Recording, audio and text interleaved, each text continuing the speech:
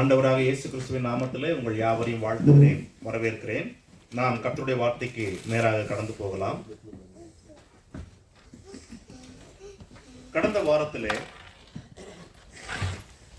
நாம் ஒரு குறிப்பிட்ட காரியத்தை சிந்தித்தோம். ஐக்கியம், ஃபெல்லோஷிப் என்கிறதான ஒரு வார்த்தை. ஃபெல்லோஷிப். இந்த புத்தகத்தில் 3 முக்கிய காரியங்களை எழுதியிருக்கிறார். ஒன்று ஐக்கியம், ஃபெல்லோஷிப், பிதாவுக்கும் குமாரனுக்கும் இடையில் இருந்த ஐக்கியம்.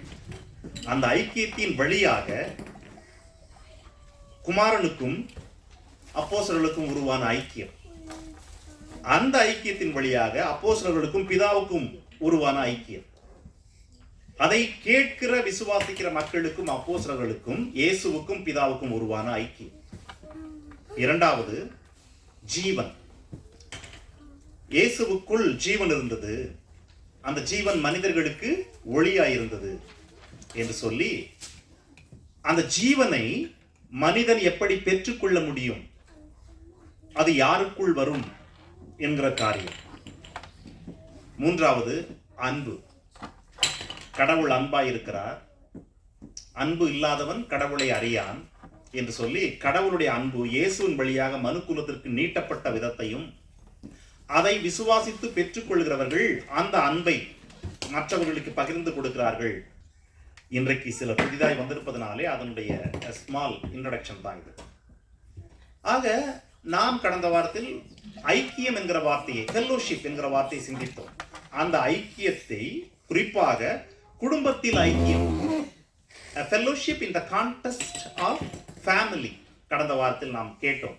அதிலே மனைவிகள் தங்கள் புருஷனுக்கு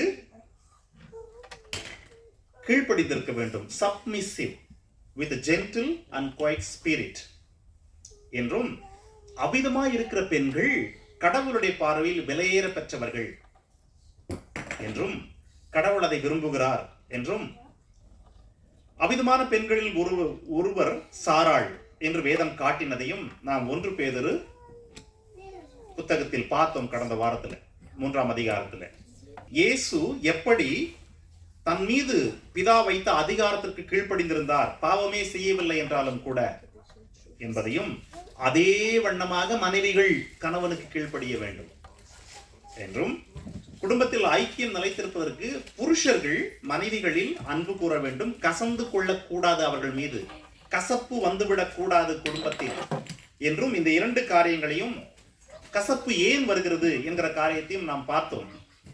இந்த வாரத்தில் சபையிலே ஐக்கியத்தினுடைய முக்கியத்துவம் என்கிற காரியத்தை அதே செய்தியினுடைய தொடர்ச்சியாக பார்க்க போகிறோம். அதற்கு நீங்கள் 1 யோவான் 1ஆம் அதிகாரத்தினுடைய 7ஆம் வசனத்தை பாருங்கள். அதிலே யோவான் எழுதுகிறார்,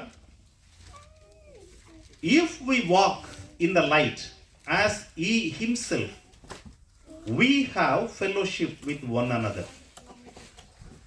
இதுக்கு முந்தின வசனத்தில் சொல்லுது பாருங்க, 5ஆம் வசனத்தில் என்ன சொல்றாருன்னா, This message we have heard from Jesus. எந்த மெசேஜ் அப்படின்னா, கடவுள் ஒளியாயிருக்கிறார். The Lord is in light. கடவுள் ஒளியாயிருக்கிறார், அவருக்குள் இருள் இல்லை என்கிற செய்தியை இயேசுவின் வழியாக சீஷர்கள் அறிந்து கொண்டார்கள். That is where it is a revelation through Jesus to the apostles. கடவுள் ஒளியாயிருக்கிறார், அவருக்குள் இருள் இல்லை என்பது இயேசுவின் வழியாக அவர்கள் கேட்ட செய்தி. அப்படி கேட்ட அவர்கள் இப்பொழுது சொல்லுகிறார்கள், கடவுள் ஒளியா இருக்கிறது போல, ஒளியில் இருக்கிறது போல நாம், அதாவது முதல் நூற்றாண்டிலே வசனத்தை கேட்ட அவர்கள், கேட்டு இயேசுவை விசுவாசித்த அவர்கள், ஒளியில் நடக்க விரும்பினால், ஒளியில் நடந்தால் ஒருவரோடு ஒருவர் ஐக்கியமாயிருப்போம் என்று சொல்லுகிறார். ஆக ஒருவரோடு ஒருவர் ஐக்கியமாய் இருப்பதற்கான துவக்க நிலை எது, துவக்க வழி எது என்றால், கடவுள் ஒளியா இருக்கிறார் என்பதை விசுவாசிப்பது, அந்த ஒளியில் நடக்க வாஞ்சிப்பது, ஒளியில் நடக்க வாஞ்சிப்பது. ஆக ஒளியில் நடப்பதுதான் ஐக்கியம் கொள்வதற்கான ஒரு வழி, ஃபெல்லோஷிப் என்று சொல்லி இங்கே வேதம் சொல்லுகிறது. எப்பொழுது இந்த அப்போஸ்தலர்கள் ஐக்கியம் கொள்ள துவங்கினார்கள் என்று நீங்கள் பார்த்தால், என்னோடு கூட திருப்புங்கள் அப்போஸ்தலர் 2ஆம் அதிகாரம் 42ஆம் வசனம்.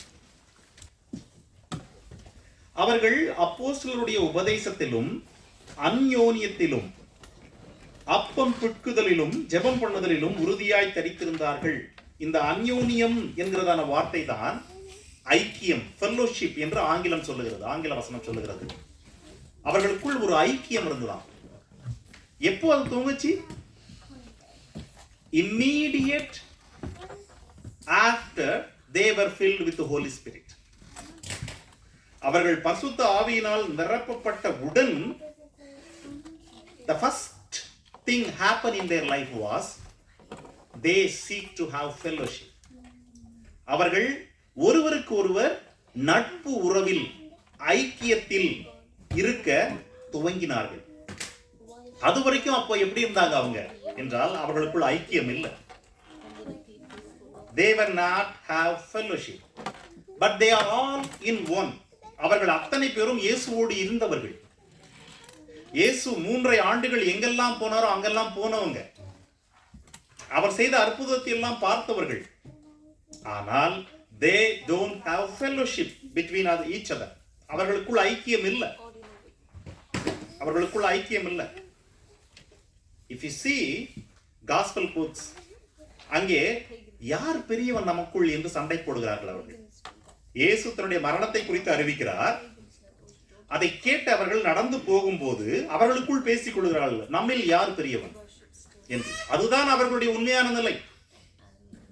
ஆனால் after the day, when the day came, அவர்கள் ஆவியில் நிரம்பினவுடன் அவர்களுக்குள் துவங்கின முதல் நிலை the fellowship, ஐக்கியம்.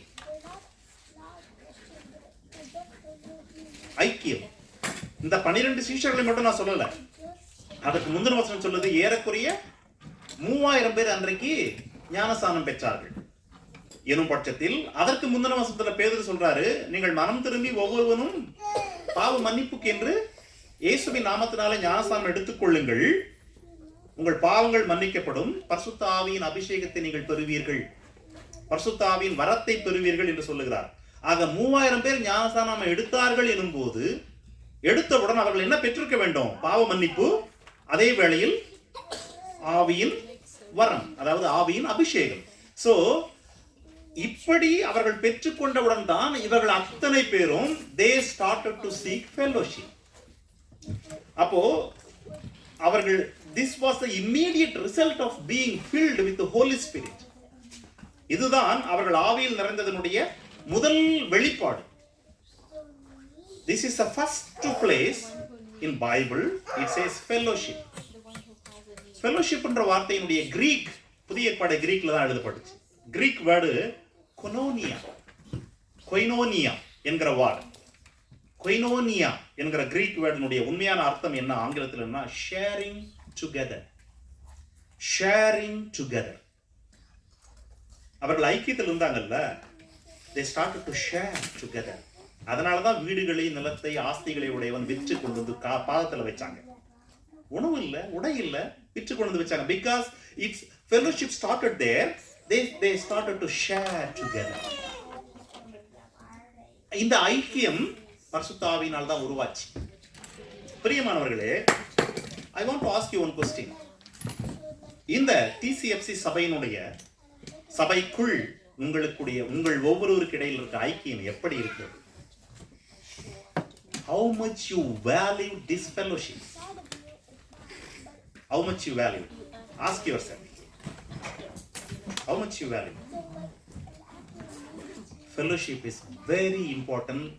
In fact, that is the fundamental thing in Christian life. ஐக்கியம் தான். ஏன் 1 யோவான் நீங்க பாத்தீங்களே, அவருடைய குமாரனாகிய இயேசு கிறிஸ்துவோடு ஐக்கியமாயிருப்பதற்கு தான் நம்மை அழைத்திருக்கிறார். 1 கொரிந்தியர் 1ஆம் அதிகாரத்தினுடைய 9ஆம் வசனம், இயேசு கிறிஸ்துவோடு ஐக்கியமாயிருப்பதற்கு தான் God has chosen one of you, each and every one of you. God has called. கடவுள் உங்களை அழைத்தது அவரோடு ஐக்கியமாயிருப்பதற்கு. இந்த உலகத்தில் இயேசு இல்லை. He is living in heaven. ஆகவே இந்த உலகத்தில் வாழ்கிற நமக்குள் அவருடைய ஆவியானவர் வந்து தங்குகிறார். இயேசு விசுவாசிக்கிறவர்களுக்கு, எனக்குள் ஆவியானவர் வந்து விட்டார், உங்களுக்குள் ஆவியானவர் வந்து விட்டார். என்ன நடக்கும்? we both will seek fellowship. காரணம் கடவுள் என்னை எதற்கு அழைத்திருக்கிறார்? ஐக்கியம் கொள்ள அவரோடு. உங்களை எதற்கு அழைத்திருக்கிறார்? அவரோடு ஐக்கியம் கொள்ள. So when we both together receive Holy Spirit, we started to seek fellowship with each other. ஆகவே this fellowship, how much you value this fellowship, ask yourself. ஏனெனில் என்னோடு கூட திருப்புங்கள் பிலிப்பியர் 2ஆம் அதிகாரத்தினுடைய முதல் வசனம். Therefore, if there is any encouragement in Christ, if there is any consolation of love, if there is any fellowship of the Spirit என்று எழுதுகிறார். ஆவியில் ஏதாவது ஐக்கியம் உங்களுக்குள் உண்டாயிருந்தால், ஆவியில் என்றால் உங்கள் ஆவியில் இல்லை, கடவுளுடைய ஆவியினால், கடவுளுடைய பரிசுத்த ஆவியானவர் இயேசுவை ஏற்றுக்கொண்டவர்களுக்குள் வருகிறது அல்லவா? அப்படி வந்ததனால் அந்த ஆவியானவரால் உங்களுக்குள், பிலிப்பு சபைக்கு சொல்றார், உங்களுக்குள் ஏதாவது ஐக்கியம் உண்டாயிருந்தால், ஆவியானவரால் என்ன உண்டாகும்? ஐக்கியம் உண்டாகும். It is only happen through Holy Spirit. பரிசுத்த ஆவியானவர் மட்டுமே ஃபெல்லோஷிப்புக்கான மூல பிரதானமான காரணி. ஐக்கியம் சபைக்குள், மனிதர்களுக்குள், அதாவது இயேசுவை ஏற்றுக்கொண்ட மனிதர்களுக்குள், விசுவாசிகளுக்குள் வருவதற்கான கிரியா ஊக்கி, the starting point is Holy Spirit, பரிசுத்த ஆவியானவர். அதுதான் பெண்டிகாஸ்ட் டேல நடந்தது. அதுதான் பவுல் இங்க எழுதுறாரு, ஆவியினால் ஏதாவது ஐக்கியம் உங்களுக்குள் உண்டாயிருக்குமே ஆனால், ஆவியினால், பரிசுத்த ஆவியினால். அப்ப பரிசுத்த ஆவியானவர் இல்லாமலும் ஐக்கியம் உருவாகும். ஏன்னா இவர் சபைக்கு எழுதுறாரு, ஆவியினால் ஒரு ஐக்கியம் உருவானாலும். அப்ப சபைக்கு வெளியே ஐக்கியமா யாருமே இருக்கிறது இல்லையா? இருக்கிறாங்க. Don't confuse with friendship and fellowship. Friendship, இந்த உலகத்தில் எல்லாருடைய வாழ்க்கையிலும் ஃப்ரெண்ட்ஷிப் இருக்கும். நிறைய பேர் இருப்பாங்க, குறைவான பேர் இருப்பாங்க, ஒவ்வொரு மனிதர்களை பொறுத்து. ஃப்ரெண்ட்ஷிப் இஸ் வேர்ல்ட்லி, இந்த உலகத்தில் உள்ளது. ஃப்ரெண்ட்ஷிப்பை நீ பலப்படுத்துறதுக்கு என்னெல்லாம் பண்ணலாம்? அடிக்கடி சந்திக்கலாம், அநேக பரிசு பொருட்கள் கொடுக்கலாம், வீட்டுக்கு வர வச்சு உபசரிக்கலாம், அவர்களோடு பயணம் பண்ணலாம், அவர்கள் போற இடத்துக்கெல்லாம் போகலாம், 4 இடத்த ஒன்னா போயிட்டு விசிட் பண்ணலாம். இப்படியெல்லாம் நீங்க பண்ணுவதன் வழியாக உங்க ஃப்ரெண்ட்ஷிப் இருக்கும். பட் அது ஃபெல்லோஷிப் இல்லை, அது ஐக்கியம் அல்ல, ஃப்ரெண்ட்ஷிப். இந்த ஃப்ரெண்ட்ஷிப்பை உலகத்தில் எல்லோருமே வைத்திருக்கிறாங்க. ஒருத்தருக்கு ஒருத்தர் பிறந்த நாள் வாழ்த்து சொல்லிக்கிறது, ஒரு கிஃப்ட் கொடுக்கிறது friendship. But fellowship is only start through Holy Spirit. Without Holy Spirit, there is no any fellowship. If there is any fellowship, if you think, நீங்கள் ஏதாவது ஒரு ஐக்கியம் உங்களுக்குள் இருக்கிறது என்று நம்புவீர்களானால், அது பரிசுத்த ஆவியானவர் இல்லாமல் நீங்கள் கொடுக்கிற வெகுமதியினால் உருவாச்சு, அல்லது நீங்கள் கொடுத்த சில உதவிகளினாலே உருவாயிடுச்சு, அல்லது நீங்கள் சந்தித்த சில சந்திப்புகளால் உருவாச்சு என்றால் அது ஃப்ரெண்ட்ஷிப். Try to understand. கொலோசியர் 2:2, அவர்களுடைய இருதயங்கள் தேற்றப்பட்டு அவர்கள் அன்பினால் இணைக்கப்பட்டு பிதாவாகிய தேவனுக்கும் கிறிஸ்துவுக்கும் உரிய ரகசியத்தை அறிந்து கொள்ளுகிற உணர்வின் பூர்ண நிச்சயமுடைய எல்லா ஐஸ்வர்யத்துக்கும் உரியவர்களாக வேண்டும் என்று இப்படி விரும்புகிறேன். பவுல் எழுதுகிறாரு, ஆங்கில வேதம் சொல்லுகிறது, having been knit together in love. அவர்களுடைய யாருனாக்கா, இதுக்கு முதல் வசனத்தில் எழுதுறாரு, லவோதீக்கிய சபை, கொலோசிய சபை ஆகிய இந்த 2 சபைகளை குறித்து அவர் எழுதுகிறாரு. இந்த 2 சபைகளுக்குள் இருக்கிற ஒவ்வொருவர் மேலும் பவுலுக்கு ஒரு ஸ்ட்ரகிள் இருக்குதான். For I want you to know how great a struggle I have on your behalf and for those who are in Laodicea. லவோதீசியாலும் கொலோசிய சபையிலே இருந்த மக்கள் நிமித்தமா பவுலுக்குள் பல்வேறு விதமான ஒரு பாரம், ஒரு நெருக்கடி. He is having a great struggle in his heart. ஏன் அப்படின்னா, அவருடைய இருதயம் ஏன் அப்படி ஸ்ட்ரகிள் ஆச்சு என்றால், அந்த சபைக்குள் இருக்கிற ஒவ்வொரு மக்களும் அன்பினால் இணைத்து கட்டப்பட வேண்டுமா. they all have a knit together. இந்த ஸ்வெட்டரு, மஃப்ளரு, குல்லா, கிளவுஸ் இதெல்லாம் பின்னுவாங்க, பார்த்துருக்கீங்களா? நிட்டிங் சொல்லுவாங்க, நிட்டிங். அதை வச்சு பின்னுவாங்க. வேதம் அந்த வார்த்தை தான் இங்க பயன்படுத்துது. பின்னுதல், இணைத்தல், knitting together. நான் உங்களோடு என் இருதயத்தை நிட் பண்ணவே முடியாதுங்க. I cannot do that. என்னால் அதை செய்ய முடியாது. என் இருதயம் உங்கள் இருதயத்தோடு இணைத்து நிட் பண்ணுது, ஊசியை வச்சு அப்படியே கட்டப்படுது என்பது எப்படி நடக்கும்னா by Holy Spirit. by Holy Spirit. கடவுள் ஒளியில் இருக்கிறார். நீயும் அதை போல ஒளியில் நடந்தால் நாம் ஐக்கியமாயிருப்போம். இதுதானே 1 யோவான்ல பார்த்தோம். ஒருவருக்கு ஒருவர் ஐக்கியமாயிருப்போம். we will have a fellowship with each other, one another. அப்போ the starting point is God is in light. God is light. Then walk in the light. அந்த ஒளியில் நடப்பதற்கான வாய்ப்பு எப்படி உருவாகும் என்றால், நீங்கள் உங்கள் இருதயங்களை நிட்பண்ணிக்க முயற்சி பண்ணும்போது பரிசு கொடுத்து, உணவு கொடுத்து, உதவி செய்து, அது நித்தியத்திற்கான ஒரு இணைப்பு அல்ல. ஆனால் பரிசுத்த ஆவியானவர் செய்கிற போது அது நித்தியத்திற்கான இணைப்பு. நித்தியத்திற்கான இணைப்பு. அது அவர் யாருக்குள்ள செய்வார் என்றால், வேதம் சொல்லுகிறது, those who are willing to die, மரிக்க விரும்புகிறவர்கள், மரித்து போகிறவர்கள், அதாவது இந்த உலகத்தை விட்டு செத்து போறவர்கள். நான் சொல்லல, அதை சொல்லல. நீ வாழும் போதே உன் சுய விருப்பத்திற்கு, உன் சுய வாஞ்சைக்கு, உன் சுய விருப்பங்களுக்கு மரித்து போகிறவர்கள் இருக்காங்கல்ல, they only will be knitted together by Holy Spirit. அவர்கள்தான் கடவுளால் இணைத்து கட்டப்படுகிறார்கள். அவர்கள்தான் கடவுளால் இணைத்து கட்டப்படுகிறார்கள். இயேசு சொன்னாருங்க, யோவான் 12ஆம் அதிகாரத்துல, யோவான் 12ஆம் அதிகாரத்தினுடைய 24ஆம் வசனம், மெய்யாகவே மெய்யாகவே நான் உங்களுக்கு சொல்லுகிறேன், கோதுமை மணியானது நிலத்தில் விழுந்து சாகாவிட்டால் தனித்து இருக்கும், செத்ததே ஆகில் மிகுந்த பலனை கொடுக்கும். நல்லா கவனிங்க. ஒரு அழகான கோதுமை மணி, அதாவது நல்ல தரமா விளைஞ்சி சரியான பருவத்தில் அறுவடை செய்து தூசு, அதாவது அது மேல இருக்க அந்த எல்லா இதுகளையும் நீக்கி மிகவும் சுத்தம் செய்யப்பட்ட ஒரு கோதுமை மணி அல்லது ஒரு நெல் மணி என்று வைத்துக் கொள்ளுங்களேன். அது ஏற்ற சமயத்தில் நிலத்தில் விழுந்து இறந்து போனால், செத்து போனால் மட்டுமே அதற்குள் ஒரு ஜீவன் உருவாகி மிகுந்த பலனை கொடுக்கும். இது விவசாயம் செய்யற எல்லாருக்குமே தெரியும் இல்லையா? இயேசு அதை தான் இங்க சொல்றாரு. கோதுமை மணியானது நிலத்தில் விழுந்து செத்தால் பலன் கொடுக்கும். அவர் யார சொல்றாருன்னா, இயேசுவை ஏற்றுக்கொண்டு வருகிற ஒவ்வொருவரும் ஒரு கோதுமை மணி. ஒவ்வொருவரும் இயேசுவை ஏற்றுக்கொள்ளாமல் இருக்கிற வரைக்கும் நீ கோதுமை மணியா மாற முடியாது. மேபி நீ கோதுமை விளைச்சல்ல இருக்கலாம், ஆனா மணி ஆகல இன்னும். when you believe Jesus, இயேசுவை ஏற்றுக்கொண்டவுடன் the day you started to become a அழகான ஒரு விளைந்த நல்ல தரமான ஒரு கோதுமை மணியா உருவெடுத்துட்டீங்க. ஒரு சபைக்குள்ள 1000 பேர் உட்கார்ந்துட்டு இருக்காங்க, அல்லது 500 பேர் உட்கார்ந்துட்டு இருக்காங்க, அல்லது 100 பேர் உட்கார்ந்துருக்காங்க, அல்லது 50 பேர் உட்கார்ந்துருக்காங்கன்னு வச்சுக்கோங்களேன்.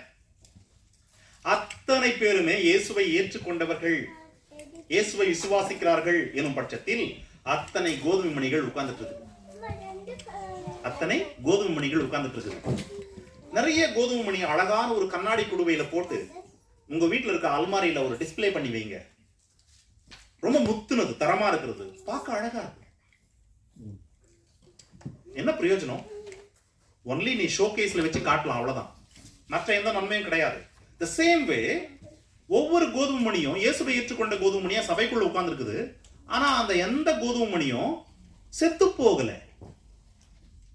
செத்து போகல. அதனுடைய சுய விருப்பத்திற்கு, சுய வாஞ்சைக்கு, செல்ஃபிஷ்னஸ்க்கு, எனக்கு என்ன வேணும் என்கிற அந்த விருப்பத்திற்கு சாகல. ஆகவே ஒவ்வொரு கோதுமை மணியும் இண்டிவிஜுவலா அழகா உட்கார்ந்துட்டு இருக்குது. No use. இயேசு சொல்றாரு பிரயோஜனம் இல்லை, பிரயோஜனமே இல்லை. Though you become a grain of wheat, நீ கோதுமை மணியாய் மாறி இருந்தால் கூட பிரயோஜனம் இல்லை. ஆனால் அந்த கோதுமை மணி நிலத்தில் விழுந்து சாக வாஞ்சிக்கும் போது, செத்து போகும்போது, it will have a plenty of harvest, அதாவது plenty of fruits என்று சொல்லுகிறார். அப்போ சபைக்குள் there are unwilling to die. There are people or believers who are unwilling to die. They don't want to die themselves. அவர்களுக்கு அவர்களுடைய சுய விருப்பத்திற்கு, என்னுடைய நான் விரும்புகிறேன் அல்லது நான் திட்டமிட்ட சாக விரும்பல என்பது போல மக்கள் சபைக்குள் இருக்கும்போது அங்கே அவர்கள் ஒளியில் நடக்கவில்லை. அங்கே பரிசுத்த ஆவியானவர் அவர்கள் இருதயங்களை இணைத்து கட்டவில்லை. அங்கே அவர்கள் they not seek for fellowship என்ற நிலை வரும். ஆகவே ஒரு சபையில் ஒரு மனிதன், ஒரு ஆத்துமா நிலத்தில் விழுந்து சாக ஆயத்தமாய் இருக்கும்போது, செத்து போகும்போது, God will bring another person in the same church to die. Then God will knit இரண்டு பேருடைய இருதயங்களையும் இணைத்து கட்டுகிறார் ஐக்கியத்தில். By seeing that, இன்னொரு கோதுமை மணி விழுந்து மரிக்குது, கட்டப்படுகிறது. இன்னொரு கோதுமை மணி விழுந்து மரிக்குது, கட்டப்படுகிறது. இப்படிதான் கடவுள் வேலை செய்வார். ஆனால் ஒரு சபையில் இருக்கிற ஒரு கோதுமை மணியும் விழுந்து மரித்து போக விரும்பவில்லை எனும் பட்சத்தில் அந்த சபைக்குள் ஐக்கியம் இல்லை. இதுதான் நாம் தெரிந்து கொள்ள வேண்டிய மிக முக்கியமான சத்தியம். ஐக்கியம் இல்லை. But God has called you to have fellowship with His Son, through His Son to His Father, and with each other. நம்ம எல்லாரும் ஒருத்தரோடு ஒருத்தர் அதற்குத்தான் அழைத்திருக்கிறார் கடவுள் நம்மை. பிரியமானவர்களே, I want to show you a few things. 1 கொரிந்தியர் 10ஆம் அதிகாரத்தினுடைய 17ஆம் வசனம் பாருங்க. 1 Corinthians chapter 10 verse 17. அதுல வேதம் சொல்லுகிறது,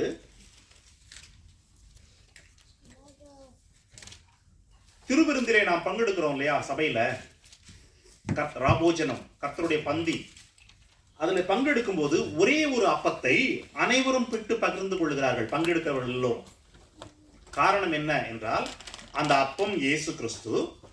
இயேசு கிறிஸ்து என்கிறதான அந்த அப்பத்தில் பிட்டு பங்கெடுத்துக் கொள்ளுகிற அத்தனை பேரும் இயேசுவோடு ஐக்கியமாகிறார்கள். fellowship, they have a fellowship with Jesus. by அதை செய்வதன் வழியாக அநேகரான நாம் அனைவரும் ஒரே சரீரமாக மாறுகிறோம் இயேசுவோடு. which means we all become one body. நம்ம எல்லோருமே ஒரே ஒரு சரீரமாய் மாறுகிறோம் இயேசுவோடு என்று வேதம் சொல்லுகிறது. அந்த ஒரே அப்பத்தில் நாம் எல்லோரும் பங்கு பெறுகிறபடியால் அநேகரான நாம் ஒரே அப்பமும் ஒரே சரீரமுமாய் இருக்கிறோம். இன்னொரு வசனத்தை உங்களுக்கு காட்டுறேன். ரோமர் 12ஆம் அதிகாரத்தினுடைய 5ஆம் வசனத்துக்கு வாங்க. அங்கேயும் பவுல் அழகா எழுதுகிறாரு, அநேகராகிய நாமும் கிறிஸ்துவுக்குள் ஒரே சரீரமாய் இருக்க. கிறிஸ்துவுக்குள் நான் வந்து விட்டேன், கிறிஸ்துவுக்குள் நீங்கள் வந்து விட்டீர்கள், நீங்கள் வந்து விட்டீர்கள் எனும் பட்சத்தில் நாம் அனைவரும் ஒரே சரீரமாய் மாறி விடுகிறோம். மட்டுமல்ல, அடுத்து அதே வசனம் தொடர்ந்து சொல்லுது, ஒருவருக்கு ஒருவர் அவயங்களாய் இருக்கிறோம். அதை புரிஞ்சுக்க முடியுதா உங்களால? லிவிங் பைபிள் சொல்லுது, we are many parts of one body. ஒரே ஒரு சரீரமாகிய இயேசுவினுடைய சரீரத்தின் ஒவ்வொரு உறுப்பு, நான் ஒரு உறுப்பு, நீங்க ஒரு உறுப்பு, இவர் ஒரு உறுப்பு, நீங்க ஒரு உறுப்பு, ஒவ்வொருத்தரும் ஒரு உறுப்பு. we are many parts of one body and we all belong to each other. we all belong to each other. New living Bible சொல்லுது, you belong to him, he belong to him, we all belong to each other. இப்படி வருகிற போதுதான் ஐக்கியம் இருக்கும். அங்க எனக்கு, என்னுடையது, நான், எனக்கு என்று வருகிற எந்த இடத்திலுமே ஐக்கியம் இல்லை. பிரியமானவர்களே, வேதம் தெளிவாக சொல்லுகிறது, we all belong to one body. எபேசியர் 5ஆம் அதிகாரத்தினுடைய 30ஆம் வசனம் பாருங்க. எபேசியர் 5:30.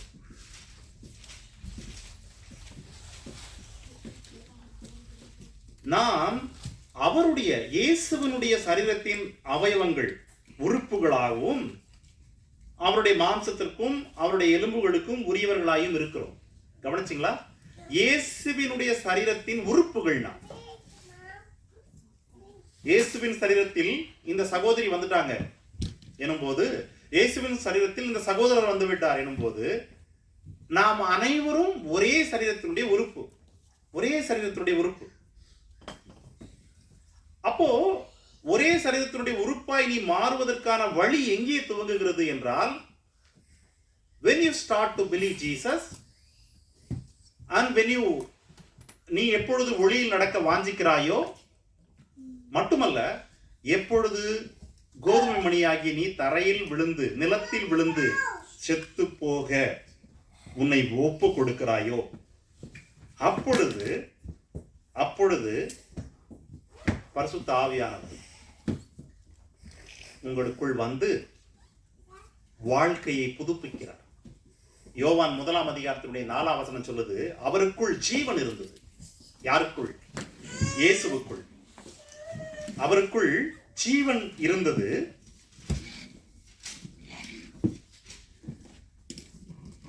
அந்த ஜீவன் மனுஷனுக்கு ஒளியா இருந்தது. அதாவது அவருக்குள் வாழ்வு இருந்தது, இயேசுவுக்குள். இப்போ நான் இயேசுவை விசுவாசிக்கிறேன், தரையில் விழுந்து நிலத்தில் விழுந்து மரிக்கிறேன். மரிச்ச உடனே என்ன நடக்குது? கடவுள் in a miraculous way, in a mysterious way, அவருடைய ஆவியானவர் எனக்குள் வருகிறார். இயேசுவின் ஜீவனை எனக்குள் வைக்கிறார். இயேசுவின் ஜீவனை எனக்குள் வைக்கிறார். நான் தரையில் விழுந்து மரித்தேன், நிலத்தில் விழுந்து கோதுமை மணியாகிய நான். கடவுள் அவருடைய ஆவியானவரை எனக்குள் வைக்கிறார். நான் ஜீவன் பெற்று பலன் கொடுக்கிறேன். நீங்கள் தரையில் விழுந்து மரிக்கிறீர்கள். கடவுள் in a miraculous mysterious way, ஆச்சரியமான அதிசயமான முறையிலே இயேசுவினுடைய ஜீவனை உங்களுக்குள் வைக்கிறார். வைத்தவுடன் நீங்கள் பலன் கொடுக்கிறீர்கள், இணைத்து கட்டப்படுகிறீர்கள். இதுதான் கடவுளுடைய வழிமுறை. ஏனெனில் இயேசு சொல்றாரு, பிதா என்னிடத்தில் கொடுப்பது எல்லாம் என்னிடத்தில் வரும். யோவான் 6:37. பிதா எனக்கு எதையெல்லாம் கொடுக்கிறாரோ, அதாவது பிதா இன்றைக்கு இந்த சகோதரர் இயேசு ஆண்டவருக்கு கொடுக்கிறார் என்றால் அவர் இயேசுவின் இடத்தில் வந்து விடுவார். எத்தனை தடைகள் நடுவில் இருந்தாலும் nobody snatch it, யாருமே அதை எடுத்துக்கொள்ள முடியாது. பிதா கொடுக்கிறது எல்லாம் இயேசுவிடத்தில் வரும். ஆனா பிதா கொடுக்கிறது எல்லாமே தரையில் விழுந்து மரித்திருக்கும். தரையில் விழுந்து மரிக்க விரும்பாத எதையும் பிதா இயேசுவிடத்தில் கொடுக்க மாட்டார். ஏனெனில் இயேசுவிடத்தில் வரும்போது இயேசுவோடு ஐக்கியமாய் இருக்க வேண்டும். இயேசுவோடு ஐக்கியமாய் இருக்கிறவன் இயேசு தாம் சிலுவையில் மரித்த வண்ணமாக இவன் தன் சொந்த சுய விருப்பங்களுக்கு மரித்திருக்க வேண்டும். இயேசு மரித்தார், ஆகவே பிதா என்னை அல்லது உங்களை இயேசுவிடத்தில் கொண்டு வந்து கொடுத்தார். இப்பொழுது நான் என் சுய விருப்பத்திற்கு, நீங்கள் உங்கள் சுய விருப்பத்திற்கு மரிக்கிறீர்கள். ஆகவே பிதா உங்களை இயேசுவினிடத்தில் கொண்டு வந்து விடுகிறார். அப்போ இயேசுவினுடைய ஆவி, இயேசுவினுடைய ஜீவன் ஆவியானவர் வழியாக உங்களுக்குள் வந்து பலன் கொடுக்க வைக்கிறது. which means you will be knitted together.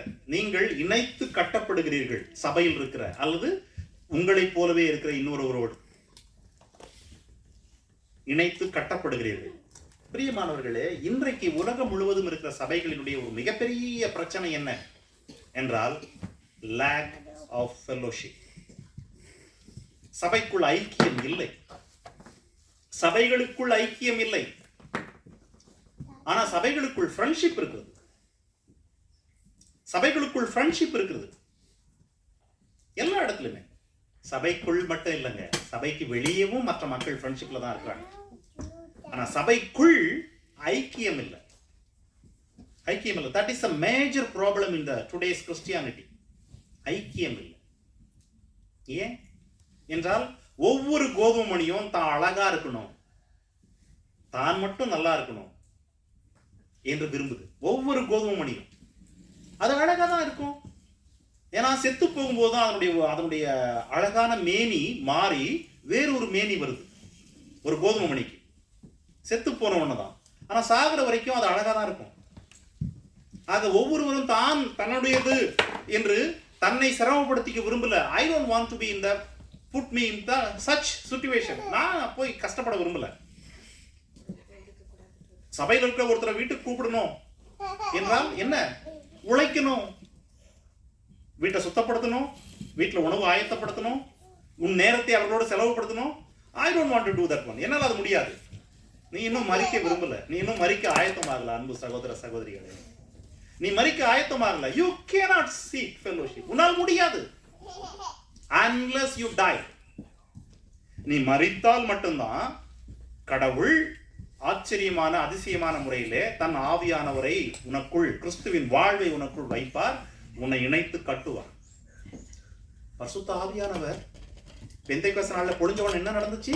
The immediate effect was they started to seek fellowship. அவர்கள் ஒருவரோடு ஒருவர் ஐக்கியம் கொள்ள துவங்கினார்கள். ஒருவரோடு ஒருவர். இந்த சபையில் இருக்கிற ஒரு சகோதரருக்கு இன்னொரு சகோதரர், அல்லது ஒரு சகோதரிக்கு இன்னொரு சகோதரி, கடைசியா எப்போ ஃபோன் பண்ணி பேசுனீங்க? கடைசியா எப்போ மெசேஜ் அனுப்பிக்கிட்டீங்க? கடைசியா எப்போ அவங்க வீட்டை சந்திச்சீங்க, விசாரிச்சீங்க அவங்க உடல்நல குறைவை அல்லது அவங்களுடைய காரியங்களை என்னைக்கு செஞ்சிருக்கீங்க? செஞ்சீங்களா? செய்திருக்கலாம். நான் இல்லைன்னு சொல்ல. Ask yourself, when is the last time you did it?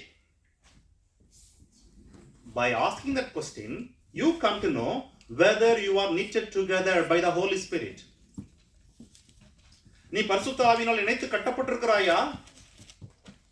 கடவுள் அழைத்த ஐக்கியத்திற்கு ஆயத்தமாக இருக்கிறாயா என்பது அப்பொழுது உங்களுக்கு தெரியும். When is the last time you send a message to your elder? When is the last time you spoke to your elder personally? சபையில் உங்களை நடத்துகிறவர்களே அல்லது சபையில் உங்களுக்காக உழைக்கிறவங்கள நான் உங்க யாரையும் குற்றப்படுத்த சொல்லலை. No no no no. I want to உங்களுடைய நினைவுகளை ஆண்டவர் பக்கம் திரும்ப விரும்புகிறேன். ஆண்டவருடைய இருதயம் என்ன விரும்புகிறது, ஆண்டவர் எதற்காக உங்களை அழைத்தார், அது எப்படி நடக்கும், அதற்கு நீ என்ன செய்ய வேண்டும் என்பதை நோக்கி உங்களை நடத்தி கொண்டிருக்கிறேன். அதிலே இந்த கேள்வி அவசியமாகிறது. ஆக மரிக்க விரும்பாத கோதுமை மணியினாலே நன்மை இல்லை மட்டும் இல்ல, அது எப்பொழுதும் தனியாயிருக்கும்.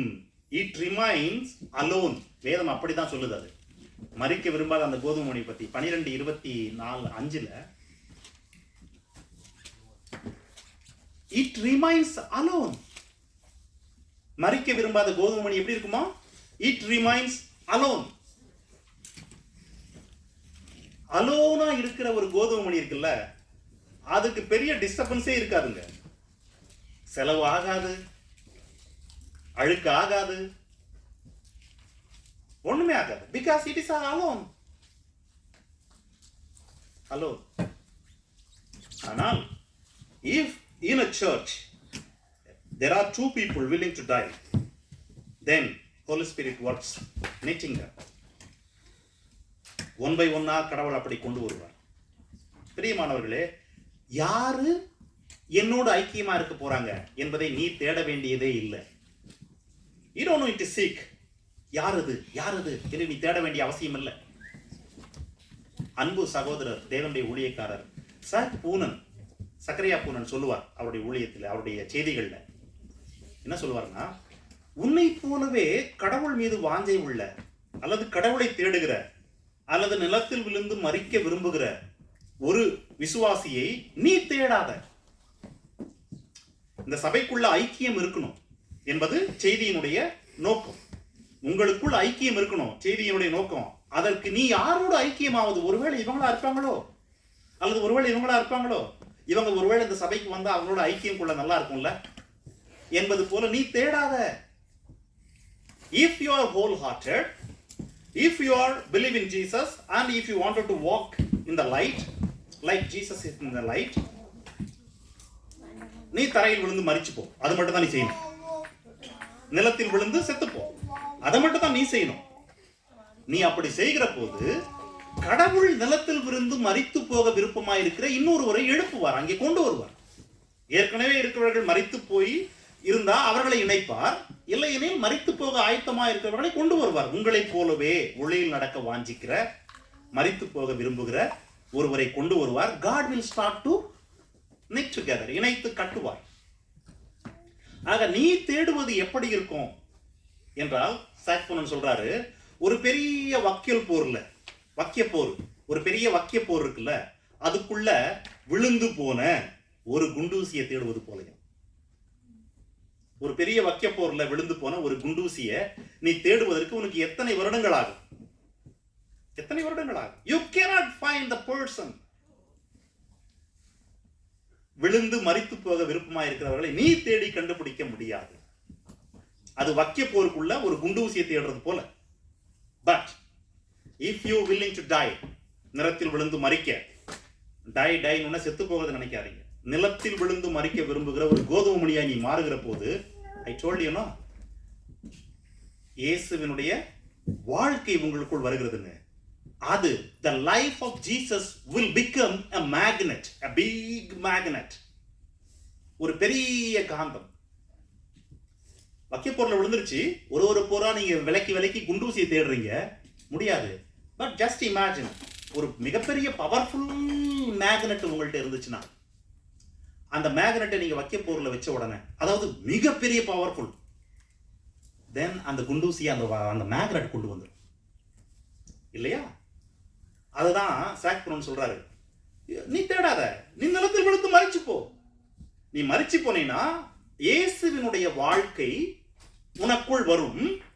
வந்தவுடனே அந்த வாழ்க்கை itself will become a big huge magnet, ஒரு பெரிய காந்தமாய் மாறும். இயேசுவினுடைய வாழ்க்கை உங்களுக்குள் வந்து நீ மரிச்சு போன உடனே that will seek, அது அதே போல மரித்து விழுந்து போன இயேசுவினுடைய வாழ்க்கை உள்ளே வந்த ஒரு மேக்னெட்டோடு இணைக்கப்படும். That will happen by God. இயேசுவுக்கு பிதா அதை செய்தார். பிதா அதை செய்தார். அவர் இயேசுவை விசுவாசிக்கிறவர்களை கொண்டு வந்தார். இயேசு இருக்கும்போது, இயேசு கடந்து போனதுக்கு அப்புறமும் இயேசுவின் வார்த்தைகளை கேட்ட மக்களை கொண்டு வந்தார் அப்போஸ்தலர்கள் வழியாக. இயேசுவுக்கு செய்த பிதா, அப்போஸ்தலர்களுக்கு செய்த பிதா, கடந்த இத்தனை நூற்றாண்டுகளாக செய்து கொண்டிருந்த பிதா, இன்றைக்கும் இந்த சபையிலும் எந்த சபையிலும் செய்ய ஆயத்தமாக இருக்கிறார். நீங்க மேக்னெட் உருவாக்க வேண்டியதில்லை. Jesus life will become a magnet in you to find the same mind, same willingness உள்ள ஒரு சோல, ஒரு ஆத்மா. ஆகவே பிரியமானவர்களே, அது உங்களுக்குள் நடப்பதற்கு எது? இந்த ஐக்கியம், இந்த knitting together என்கிறதான இது நடப்பதற்கு நீங்கள் என்ன செய்ய வேண்டும்னா, நான் ஒரு காரியத்தை சொல்லிவிட்டு அடுத்த வாரத்தில் we will come to a conclusion. எபிரேயர் 10ஆம் அதிகாரம் 25ஆம் வசனம். சபை கூடு வருவதை சிலர் விட்டு விடுகிறது போல நாமும் விட்டு விடாமல் ஒருவருக்கு ஒருவர் புத்தி சொல்ல கடவோம். நாளானது சமீபித்து வருகிறதை எவ்வளவாய் பார்க்கிறீர்களோ அவ்வளவாய் புத்தி சொல்ல வேண்டும். இந்த நிருபம் எழுதப்பட்ட போது அன்றைக்கு இருந்த முதல் நூற்றாண்டிலே அநேகர் சபைக்கு போவதை விட்டுவிட்டார்கள். நீங்கள் நினைப்பது போல ஒரு பெரிய கட்டடத்துல, ஒரு பெரிய பில்டிங்ல, தேவாலயத்துல சபை நடக்கல. அன்றைக்கு சபை நடந்ததெல்லாம் ஒவ்வொரு வீட்டுக்குள்ள, ஒவ்வொரு சின்ன ஊருக்கு வசனம் போச்சு. அந்த வசனத்தை ஒருவேளை இவங்க எடுத்துக்கிட்டாங்கன்னாக்கா அவங்க வீட்டுல அடுத்த வாரம் அந்த ஊர்ல விரும்புறவங்க வந்து கூடுவாங்க. அங்கே ஒரு சபையா உருவாச்சு. இப்படிதான் ஒவ்வொரு இடத்துல சபை இருந்துச்சு. ஆனால் இந்த ரோம அரசு ரொம்ப வலு பெற்று இருந்த போது அநேக உபத்திரவங்கள் வர ஆரம்பிச்சது. விசுவாசிகளை கொலை செய்ய, துன்பப்படுத்த, பாடுபடுத்த, சிறையில் அடைக்க என்று பல்வேறு காரியங்கள் செஞ்ச உடனே அந்த உபத்திரவத்தின் நிமித்தமாக சில மக்கள் சபை கூடுகிற அந்த இடத்திற்கு வருவதை தவிர்த்தார்கள். வரல, விட்டுட்டாங்க. நமக்கு எதுக்கு பிரச்சனை என்கிற பயத்தினாலே போகல. ஆகவே நிருப ஆக்கியோன் எழுதுறாரு, சபை கூடு வருவதை சிலர் விட்டு விடுகிறது போல நீங்கள் விட்டு விடாதீர்கள் இன்னும் எழுதுறாரு அவங்களுக்கு. ஆனா இன்றைக்கு இப்போ நாம் வாழ்ந்துட்டு இருக்கிற காலத்துல, நாம் வாழ்ந்துட்டு இருக்கிற பகுதியில சபை கூடி வருவதை விட்டு விடுகிறார்களே அநேகர். அதற்கு பயம் காரணம் அல்ல, எந்த திட்டமும் இல்லைங்க. நமக்கு சுதந்திரம் இருக்குது, முழு சுதந்திரம் இருக்குது. ஆனாலும் விட்டு விடுகிறார்கள். ஏன்? அவர்கள் இன்னும் தரையில் விழுந்து மரிக்கவில்லை. They not die for themselves. அவர்கள் இன்னும் அவர்களை விருப்பத்திற்கு மரிக்கவில்லை. மரிக்கல எனும் போது you will not seek to have fellowship. அந்த 3000 பேர் ஒரே நாள்ல மரிச்சாங்க. ஏற்கனவே மரித்திருந்த அந்த அப்போஸ்தலர்களோடு அவர்கள் ஐக்கியமானாங்க. அதற்கப்புறம் மரிக்க ஆயத்தமா இருக்கிற அத்தனை பேரோடு அவங்க ஐக்கியமாயிட்டே வந்தாங்க. They have a fellowship constantly. அந்த வசனம் சொல்லுது, they constantly devote themselves to fellowship and to teaching and to prayer and to fellowship meal. இந்த 4 காரியத்திற்கும் அவர்கள் கான்ஸ்டன்டா இருந்தாங்க. Reason, all of them died properly. அவர்கள் அத்தனை பேரும் சரியான முறையில் மரித்து போனவர்கள். சரியான முறையில் தரையில் விழுந்து மரித்து போன கோதுமை மணிகள் அத்தனை பேரும். இன்றைக்கு ஏன் சபைக்கு வரமாட்டேங்கிறாங்க மக்கள்? They not died properly. They don't want to die. அவர்கள் சாக விரும்பல, அல்லது சரியா சாக. பிரியமானவர்களே, we are living in a last days. நாம் கடைசி நாட்களில் இருக்கிறோம். ஆனா உங்களுடைய முதல் அழைப்பே நீங்கள் பிதா குமாரனோடு ஐக்கியமா இருப்பதுக்கு தான். அந்த ஒரே அழைப்பே அதற்கு தான். அந்த ஐக்கியத்தை கடவுள் ஒரு இண்டிவிஜுவல் மனுஷனோட மட்டும் வச்சுக்க என்னைக்குமே விரும்பல. இயேசுவை குறித்து வேதம் சொல்லுது, தம்முடைய குமாரன் அநேகம் சகோதரர்களுக்குள் முதற் பேரானவராய் இருக்கும் பொருட்டு தேவன் எவர்களை முன் தெரிந்து கொண்டாரோ என்று சொல்லுகிறது. அப்போ பிதாவுடைய சித்தம் என்ன? அநேக சகோதரர்கள் இயேசுவுக்கு வேண்டும். A lot of brothers இயேசுவுக்கு வேண்டும். அப்போ அப்படி நினைக்கிற ஆண்டவர் ஒரே ஒரு மனிதனை மட்டுமே இயேசுவோடு ஐக்கியத்தில் வைத்து விட்டார்னாக்கா அநேக சகோதரர்கள் எப்படி உருவாகுவாங்க? So God's intention was a lot of brothers, கோதுமை மணிகள் விழுந்து மரித்து ஐக்கியத்தில் வளருவது. அதற்கு சபை கூடி வருவதை விட்டுவிடக் கூடாது. உங்களுக்கு கன்வீனியன்ட் இருக்கும்போது சபைக்கு வருவேன், எல்லாம் சரியா இருந்தால் சபைக்கு வருவேன். அல்லது எதுவுமே சரியில்லை, இழப்பு, கண்ணீர்னா சபைக்கு வருவேன் என்பது போல உலகம் முழுவதும் மக்கள் இருக்கிறாங்க. இந்த சபையிலும் இருக்கிறாங்க. But I want to tell you, brothers, don't ever lose your focus. Don't ever lose your calling. உங்களுடைய அழைப்பை விட்டு விடாதீங்க. சிச்சுவேஷன், உங்களுடைய சரௌண்டிங்ஸ் எப்படி இருந்தாலும், எவ்வளவு ஸ்ட்ரகிள் இருந்தாலும், don't ever lose your focus. எதற்காக நாம் கூடுகிறோம்? We gather to share our faith. என்னுடைய விசுவாசம், என் விசுவாசத்தினாலே என் வாழ்க்கையில் விளைந்த காரியங்கள், மாறின காரியங்கள், உருவான காரியங்கள், அவைகளை நான் உங்களோடு பகிர்ந்து கொள்ள, நீங்கள் என்னோடு பகிர்ந்து கொள்ள, நாம் அனைவரும் ஒருவரோடு பகிர்ந்து கொள்ள அந்த விசுவாசத்தை. We gather together here to share our faith. நம்முடைய விசுவாசத்தை பகிர்ந்து கொள்ள கூடுகிறோம் மட்டுமல்ல, and to strengthen each other in Lord Jesus Christ. இயேசுவுக்குள் நாம் ஒவ்வொருவரையும் பலப்படுத்த. ரொம்ப பலவீனமா இருக்கிறாரா, அவரை பலப்படுத்துவதற்கு நாம் கூட வேண்டும். அவங்க ரொம்ப பலவீனமா இருக்கிறாங்களா, அவங்களை பலப்படுத்த we need to gather together to share our faith and to strengthen them. அவர்களை பலப்படுத்த. ஆகவே பிரியமானவர்களே, don't whatever difficulties you face in your life, எத்தனை விதமான இழப்புகள், எத்தனை விதமான சோதனைகள், வியாதிகள், துன்பங்கள், கண்ணீர் இருந்தாலும் don't take that one as an excuse. அதை ஒரு காரணமாய் சொல்லி சபை கூறுவதை நிறுத்தி விடாதே. Don't take that one. Difficulties should never be an excuse for missing a fellowship meeting. No. Difficulties வருதா, then you have to put greater effort to attend the fellowship meetings. அதாவது அந்த fellowship meetingல தான் பலவீனன் தாங்கப்படுகிறான், பலவீனன் பலப்படுத்தப்படுகிறான், உற்சாகப்படுத்தப்படுகிறான். ஆகவே we never miss a meeting. That's an important thing. But again, I never force anybody. இந்த ஊர்ல எனக்கு அறிமுகமான மக்கள் எவ்வளவோ நண்பர்கள் இருக்காங்க. இயேசுவை ஏற்றுக்கொண்டு நல்ல ஒரு கிறிஸ்தவ பிள்ளைகளா இருக்கிறவங்க நூற்றுக்கணக்கில் இருக்காங்க. பட் பர்சனலி நான் யாரையும் சபைக்கு வாங்க இப்போ வரைக்கும் கூப்பிடுறேன், இந்த சபைக்கு வாங்கன்னு கூப்பிடல. ஏன் என்றால் நானே இவங்க தான் இந்த சபையில ஃபெலோஷிப் எடுக்கிறவங்க முயற்சி பண்ணாங்கன்னா it may take for me many years to find அந்த குண்டூசியை வைக்க போறேன்.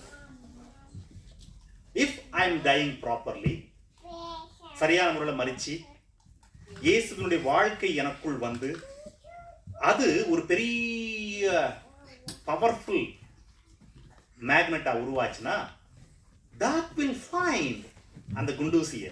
அது இந்த டப்ளின் முழுவதும் எங்க இருந்தாலும் கண்டுபிடிச்சிடும். That is God's way. அது கடவுளுடைய வழிமுறை. இயேசுவினுடைய வாழ்க்கை எனக்குள் பெரிய மேக்னெட்டா உருவாகி it will pull அந்த குண்டூசியை.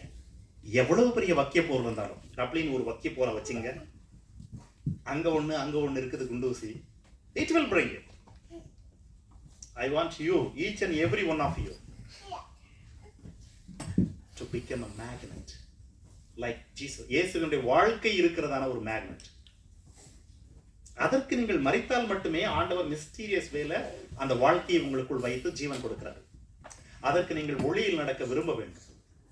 அதற்கு நீங்கள் இயேசுவை அறிந்திருக்க வேண்டும், ஏற்றுக்கொள்ள வேண்டும், விசுவாசிக்க வேண்டும். இவ்விதமான காரியங்கள் வழியாக மட்டுமே ஒரு ஐக்கியம் வளரும். May God help you. நாம் கண்களை மூடி ஜெபிப்போம்.